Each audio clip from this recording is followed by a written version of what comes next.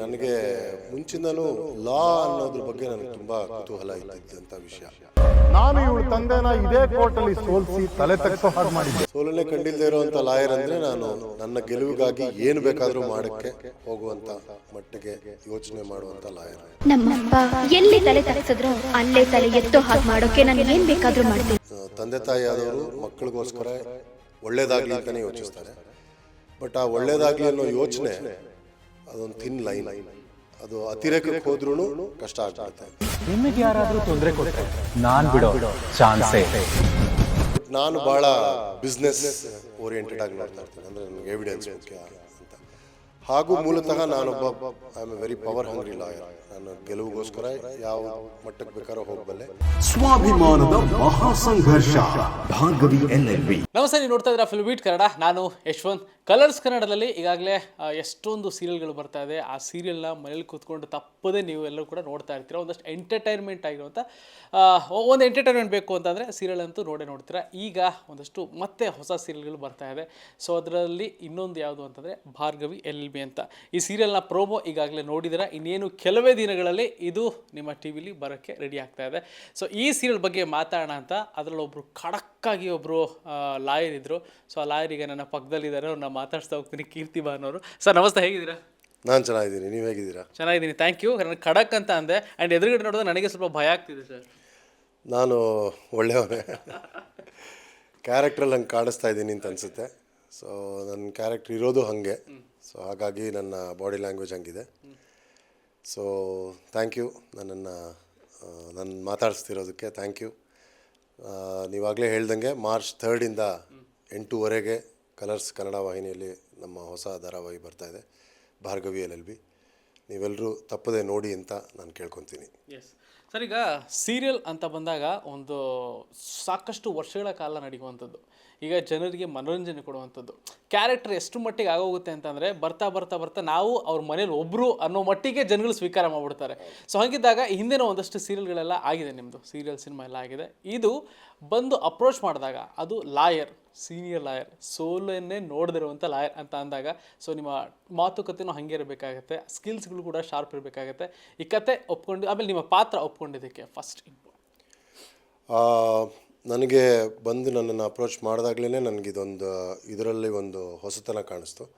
ನಾನು ಇದುವರೆಗೂ ಎಲ್ಲೂ ಲಾಯರ್ ಪಾತ್ರ ಮಾಡಿಲ್ಲ. ಒಂದು ಸಿನಿಮಾದಲ್ಲಿ ಮಾಡಿದ್ದೀನಿ, 1920-21 ಅಂತ ಮನ್ಸೂರೆ ಅವ್ರದ್ದು. ಆ ಸಿನಿಮಾದಲ್ಲಿ ನಾನು ಲಾಯರ್ ಪಾತ್ರ ಮಾಡಿದ್ದೆ. ನೀವು ಇನ್ನೊಂದು ಭಾಳ ಮುಖ್ಯವಾಗಿ ಹೇಳಿದ್ರಿ, ಸೀರಿಯಲ್ ಧಾರಾವಾಹಿ ಅಂದ ತಕ್ಷಣ ಒಂದು ಕ್ಯಾರೆಕ್ಟ್ರನ್ನ ನಾವು ವರ್ಷಾನುಗಟ್ಟಲೆ ಎಳಿಬೇಕಾಗತ್ತೆ.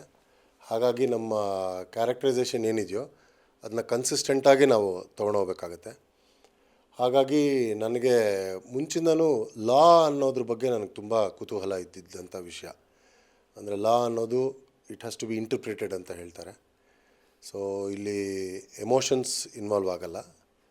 ಸತ್ಯ ಸುಳ್ಳು ಅನ್ನೋದನ್ನು ತಿರುಚಬಹುದಾದಂಥ ಒಂದು ಮಾಧ್ಯಮ ಇದು. ಅಂದರೆ ಅದು ನಾನು ಸರಿ ತಪ್ಪು ಅಂತ ನಾನು ಹೇಳ್ತಾ ಇಲ್ಲ. ಕೆಲವು ಸತಿ ನಾವು ಎಷ್ಟೋ ಸತಿ ನೋಡಿದ್ದೀವಿ, ನ್ಯಾಯ ಕೊಡಿಸ್ಬೇಕು ಅಂತಂದರೆ ಅದಕ್ಕೆ ರಿಲೇಟೆಡ್ ಎವಿಡೆನ್ಸು ಅದನ್ನು ತೊಗೊಂಬಂದು ಎಲ್ಲ ಇದು ಮಾಡ್ತಾರೆ. ಸೊ ನನ್ನ ಪಾತ್ರ ಇದರಲ್ಲಿ ನಾನು ಇದುವರೆಗೂ ಸೋಲನ್ನೇ ಕಂಡಿಲ್ಲದೆ ಇರೋವಂಥ ಒಬ್ಬ ಲಾಯರ್. ಸೋಲನ್ನೇ ಕಂಡಿಲ್ಲದೆ ಇರೋವಂಥ ಲಾಯರ್ ಅಂದರೆ ನಾನು ನನ್ನ ಗೆಲುವಿಗಾಗಿ ಏನು ಬೇಕಾದರೂ ಮಾಡೋಕ್ಕೆ ಹೋಗುವಂಥ ಮಟ್ಟಿಗೆ ಯೋಚನೆ ಮಾಡುವಂಥ ಲಾಯರು. ಸೊ ಅಂಥ ಒಬ್ಬ ಲಾಯರ್ಗೆ ಎದುರಾಳಿಯಾಗಿ ಒಬ್ಬಳು ಬರ್ತಾಳೆ, ಭಾರ್ಗವಿ.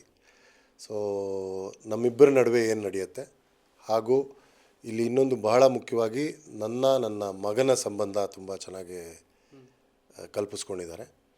ಸೊ ಅದನ್ನು ನಾನು I am looking forward to it.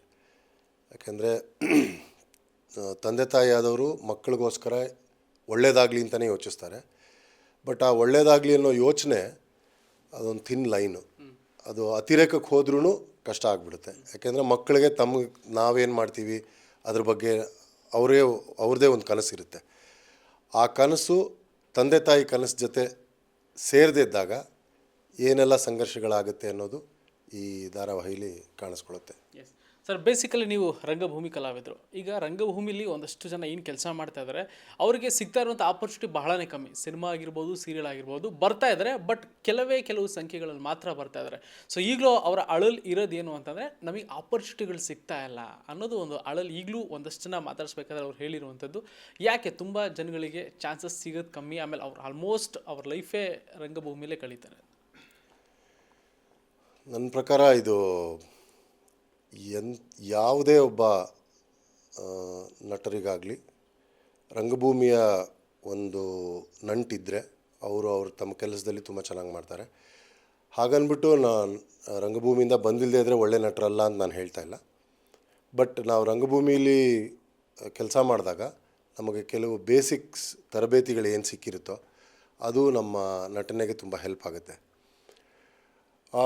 ರಂಗಭೂಮಿ ನಟರಿಗೆ ಅವಕಾಶ ಸಿಗ್ತಾ ಇಲ್ಲ ಅನ್ನೋದು ಎಷ್ಟರ ಮಟ್ಟಿಗೆ ಸರಿ ಅನ್ನೋದು ನನಗೆ ಅಷ್ಟು ಅನುಭವಕ್ಕಿಲ್ಲ. ಸಾಕಷ್ಟು ಜನ ಬರ್ತಿದ್ದಾರೆ, ಬಟ್ ರಂಗಭೂಮಿ ನಟನೆಗಿಂತ ಕ್ಯಾಮ್ರಾ ನಟನೆ ಒಂದು ಸ್ವಲ್ಪ ಬೇರೆ. ನಾವು ನಮ್ಮನ್ನು ಅದಕ್ಕೆ ತೊಡಗಿಸ್ಕೊಳ್ಬೇಕಾಗತ್ತೆ. ಸೊ ಅದು ಎಷ್ಟು ಜನ ಎಷ್ಟರ ಮಟ್ಟಿಗೆ ಮಾಡ್ತಾರೆ ಅದು ಮುಖ್ಯ ಆಗುತ್ತೆ. ಪ್ಲಸ್ ಆಮೇಲೆ ಈ ಸೀರಿಯಲ್ ಅನ್ನೋ ಫಾರ್ಮ್ಯಾಟ್ ಇದೆಯಲ್ಲ, ಅದು ನೀವು ಹೇಳ್ದಂಗೆ ತುಂಬ ವರ್ಷ ನಡೆಯುವಂಥದ್ದು. ಸೊ ಹಾಗಾಗಿ ತುಂಬ ಪೇಷನ್ಸ್ ಬೇಕು. ಹಾಗೂ ಈ ಸೀರಿಯಲ್ಗಳು ನಡೆಯೋ ವಿಧಾನ ಏನಿದೆಯೋ ಅದಕ್ಕೆ ನಾವು ಒಗ್ಗೊಂಡ್ರೆ, ನನ್ನ ಸಾಕಷ್ಟು ಗೆಳೆಯರು ರಂಗಭೂಮಿಯಿಂದನೇ ಬಂದು ಇದರಲ್ಲಿ ನಟನೆ ಮಾಡ್ತಿದ್ದಾರೆ, ರಂಗಭೂಮಿಯಿಂದ ಬಂದು ಸೀರಿಯಲ್ ಹಾಗೂ ಸಿನಿಮಾದಲ್ಲೂ ಕೆಲಸ ಮಾಡ್ತಿದ್ದಾರೆ. ಸೊ ಎಲ್ರಿಗೂ ಆಪರ್ಚುನಿಟಿ ಸಿಗಬೇಕು ಅನ್ನೋದು ನನ್ನ ಆಸೆ. ಸೊ ಬಟ್ ಇಂಡಿವಿಜುವಲಿ ಆಲ್ಸೋ ನೀವು ಒಳ್ಳೆಯ ಪ್ರಯತ್ನ ಮಾಡಬೇಕಾಗುತ್ತೆ. ಎಸ್ ಸರ್, ಈಗ ಸೀರಿಯಲಿಗೆ ವಾಪಸ್ ಬಂದರೆ ಆಲ್ಮೋಸ್ಟ್ ಪ್ರೊಮೋದಲ್ಲಿ ನೋಡಿದಂಗೆ ಒಂದು ಕೋರ್ಟ್ನಲ್ಲೇ ಆಲ್ಮೋಸ್ಟ್ ಒಂದು ಪ್ರೋಮೋ ನಡೆಯುತ್ತೆ. ಆ್ಯಂಡ್ ಸೀರಿಯಲ್ ಅಂತ ಬಂದಾಗ ಫ್ಯಾಮಿಲಿ ಪ್ಲಸ್ ಕೋರ್ಟ್ ಈ ಎರಡೂ ಡ್ರಾಮಾಗಳು ನಡೀಲೇಬೇಕಾಗುತ್ತೆ. ಆಲ್ಮೋಸ್ಟ್ ಪ್ರತಿ ಒಂದು ಎಪಿಸೋಡ್ನಲ್ಲೂ ಕೋರ್ಟಿನ ಜಾಸ್ತಿ ಇರುತ್ತಾ ಇಲ್ಲ ಮನೆಯದ್ದು ಜಾಸ್ತಿ ಇರುತ್ತಾ ಅಂತ? ನನಗೆ ಕತೆ ಗೊತ್ತಿರೋ ಮಟ್ಟಕ್ಕೆ ಇದು I think may be around 70-30% ಇರುತ್ತೆ. ಅಂದರೆ ಕೋರ್ಟಲ್ಲಿ ಫೈನಲ್ ಆಗೋ ಅಂಥದ್ದಕ್ಕೆ ಲೀಡ್ ಏನೇನಿದೆಯೋ ಅದೆಲ್ಲ ಮನೆ ಅಥವಾ ಬೇರೆ ಕಡೆ ನಡೆದಿರುತ್ತೆ. So court room drama, court room ತನಕ ತೊಗೊಂಡು ಹೋಗೋಕ್ಕೆ ಲೀಡ್ ಏನಿದೆಯೋ ಅದೆಲ್ಲ ಹೊರಗಡೆ ನಡೆಯುತ್ತೆ ಅಂತ ನನ್ನ ಭಾವನೆ. ನಮಗೂ ಇನ್ನೂ ಹೊಸದಾಗಿರೋದ್ರಿಂದ ಇನ್ನೂ ಅಷ್ಟು ಸರಿಯಾಗಿ ಗೊತ್ತಿಲ್ಲ. ಬಟ್ ತುಂಬಾ ಇಂಟ್ರೆಸ್ಟಿಂಗ್ ಆಗಿದೆ ಕತೆ. ಎಸ್ ಸರ್, ಸೋಲ್ದೇ ಇರುವಂಥ ಸೋಲು ಅಂತ ಗೊತ್ತಿಲ್ಲದೆ ಇರುವಂಥ ಲಾಯರ್ ಒಂದು ಕಡೆ ಆಯಿತು ಅಂತಂದರೆ, ಈಗ ತಾನೇ LLB ಅಂದರೆ ಕೋರ್ಟ್ ಎಂಟ್ರಿ ಕೊಟ್ಟು ವಾದ ಮಾಡೋಕ್ಕೆ ಶುರು ಮಾಡಬೇಕು ಅಂದ್ಕೊಂಡಿರೋ ಒಂದು ಕಡೆ ಹುಡುಗಿ. ಸೊ ನಿಮ್ಮಿಬ್ಬರ ಜುಗಲ್ಬಂದಿ ಹೆಂಗೆ ನಡೆಯುತ್ತೆ, ಎಷ್ಟರ ಮಟ್ಟಿಗೆ ಮಾತಿನ ಟಾಕ್ ವಾರ್ಗಳಿರುತ್ತೆ, ಇದ್ರ ಮಧ್ಯದಲ್ಲಿ ನಿಮ್ಮ ಮಗನ ಪಾತ್ರ, ಸೊ ಅವರಿಬ್ಬರ ಒಂದು ಲವ್ ಸ್ಟೋರಿ ಹೆಂಗೆಲ್ಲ ಆಗ್ಬೋದು ಅಂತ ಒಂದು ಕುತೂಹಲ. ಹೌದು, ಇದು ನನಗೂ ಕುತೂಹಲ ಇರುವಂಥ ವಿಷಯನೇ. ಬಟ್ ನಾನು ಆಗಲೇ ಹೇಳ್ದಂಗೆ ಲಾ ಅನ್ನೋದು it has to be interpretation ಅಂತ ಬಂದಾಗ ಎಮೋಷನ್ಸ್ ಇನ್ವಾಲ್ವ್ ಆಗಲ್ಲ. ಸೊ ನಾನು ನನ್ನ ಎಕ್ಸ್ಪೀರಿಯನ್ಸಿಂದ ಇದನ್ನು ನಾನು ಕಲ್ತಿರ್ತೀನಿ. ಬಟ್ ಭಾರ್ಗವಿ ತುಂಬ ಒಳ್ಳೆ ಲಾಯರ್ ಓದ್ಕೊಂಡು, ಬಟ್ ಅವಳು ಅದನ್ನು ಒಂದು ಭಾವನಾತ್ಮಕವಾಗಿ ನೋಡ್ತಾ ಇರ್ತಾಳೆ. ಸೊ ಆ್ಯಕ್ಚುಲಿ ಹಾಗೆ ನೋಡಬೇಕು ನಾವು, ಯಾರಿಗೆ ನ್ಯಾಯ ಕೊಡಿಸ್ಬೇಕು ಅಂತಂದರೆ ಅದನ್ನು ನೋಡಬೇಕಾಗುತ್ತೆ. ಬಟ್ ನಾನು ಭಾಳ ಬಿಸ್ನೆಸ್ ಓರಿಯೆಂಟೆಡಾಗಿ ನೋಡ್ತಾ ಇರ್ತೀನಿ. ಅಂದರೆ ನನಗೆ ಎವಿಡೆನ್ಸ್ ಮುಖ್ಯ ಅಂತ. ಹಾಗೂ ಮೂಲತಃ ನಾನೊಬ್ಬ I am A very power hungry lawyer. ನಾನು ಗೆಲುವಿಗೋಸ್ಕರ ಯಾವ ಮಟ್ಟಕ್ಕೆ ಬೇಕಾದ್ರೂ ಹೋಗಬಲ್ಲೆ, ಎವಿಡೆನ್ಸ್ನ ತಿರ್ಚಬಲ್ಲೆ, ಆ ಥರ ಒಂದು ಲಾಯರು. ಸೊ ನನಗೆ ನನ್ನ ಮಗನ ಬಗ್ಗೆ ಒಂದು ಮನಸ್ತಾಪ ಇರುತ್ತೆ. ಅಂದರೆ ನಾನು ಅವನನ್ನು ನನ್ನ ಥರನೇ ಲಾಯರ್ ಮಾಡಿಸೋಕ್ಕೆ ಆಸೆ ಪಟ್ಟಿರೋನು.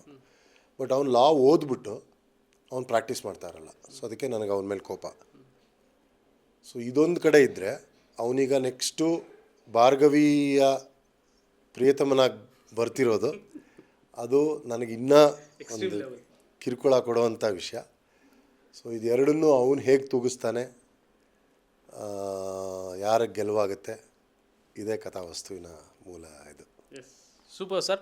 ಆ್ಯಂಡ್ ಇನ್ನೇನು ಕೆಲವೇ ದಿನಗಳು ಮಾತ್ರ ಜನಗಳ ಮನೆಗೆ ಹೋಗೋಕ್ಕೆ ರೆಡಿ ಇರುವಂಥದ್ದು. ಈ ಬಗ್ಗೆ ಫೈನಲ್ ನಿಮ್ಮ ಒಂದು ಇನ್ವಿಟೇಷನ್ ಜನರಿಗೆ.